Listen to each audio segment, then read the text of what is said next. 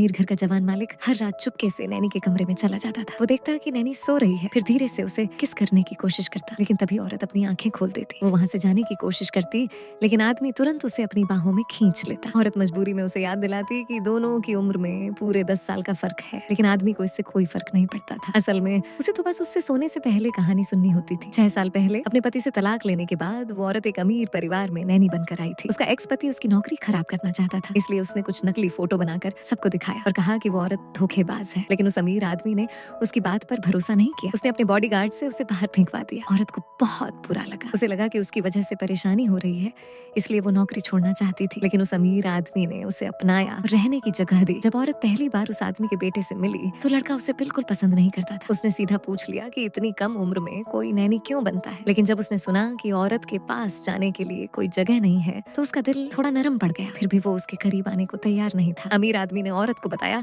कि जब उसका बेटा सिर्फ 3 साल का था तभी उसकी माँ गुजर गई थी। लड़का हमेशा समझदार और शांत रहता था, लेकिन उसके अंदर माँ के प्यार की कमी थी। इसलिए उसने औरत से कहा कि वो उसके बेटे का अच्छे से ख्याल रखे। उस दिन के बाद उनकी जिंदगी धीरे धीरे शांत होने लगी और लड़का भी धीरे धीरे उसे अपनाने लगा। लेकिन फिर एक कार एक्सीडेंट ने सब कुछ बदल दिया। उस अमीर आदमी ने औरत को बचाने की कोशिश में अपनी जान दे दी और उसी हादसे में औरत ने अपना बच्चा भी खो दिया। उसके बाद औरत पूरी तरह टूट गई। वो गहरी डिप्रेशन में चली गई। एक दिन तो वो खुद को नुकसान पहुंचाने वाली थी। तभी लड़का उसके कमरे का दरवाजा खोलकर अंदर आ गया। उसने ऐसे दिखाया जैसे उसे कुछ समझ नहीं आया हो। फिर उसने बस इतना कहा, मुझे भूख लगी है, मेरे लिए नाश्ता बना दो। नाश्ता बनाते वक्त औरत को लगा कि लड़का कितना पत्थर दिल है। अपने पिता की मौत के बाद उसने एक आंसू तक नहीं बहाया था, लेकिन लड़के ने कुछ नहीं समझाया। उसने बस इतना कहा कि अब उसके मालिक की मौत हो चुकी है, इसलिए उसे वहाँ रुकने की जरूरत नहीं है। ये सुनकर औरत ने अपना सामान पैक किया और जाने लगी, लेकिन वो अपना एक बैग भूल गई थी, इसलिए वापस कमरे में आई। तभी उसने देखा लड़का फर्श पर बैठा हुआ था। उसके पास नींद की गोलियां पड़ी थी। तभी औरत को समझ आया कि उसका शांत रहना सिर्फ दिखावा था। असल में वो अपने पिता की मौत से सबसे ज्यादा टूटा हुआ था। औरत धीरे से उसके पास गई और उसे गले लगा लिया। उस पल के बाद दोनों एक दूसरे की जिंदगी का सबसे कीमती हिस्सा बन गए। शायद उस आदमी के लिए अपने दिल में मौजूद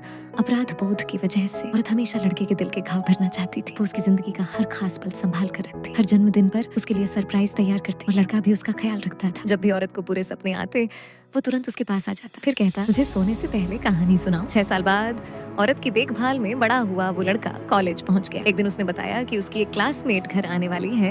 ये सुनकर औरत बहुत खुश हुई। उसे लगा कि अब लड़का शायद प्यार में पड़ने वाला है। हालांकि लड़के ने कहा कि वो सिर्फ एक दोस्त है, लेकिन औरत को लगा कि वो शर्म की वजह से ऐसा बोल रहा है। अब उसे लगने लगा था कि लड़के की जिंदगी पूरी तरह संभल चुकी है और शायद अब उसके जाने का समय आ गया है। असल में इतने सालों बाद भी उसकी डिप्रेशन पूरी तरह खत्म नहीं हुई थी। उसने पहले से तय कर लिया था कि लड़के के पूरी तरह बड़ा हो जाने के बाद वो चली जाएगी। उसने कंप्यूटर पर एक आखिरी खत टाइप किया और गहरी नींद में चली गई। इत्तेफाक से उसी वक्त लड़का उसे ढूंढते हुए उसके कमरे में आया और तभी उसकी नजर उस विदाई वाले खत पर पड़ गई।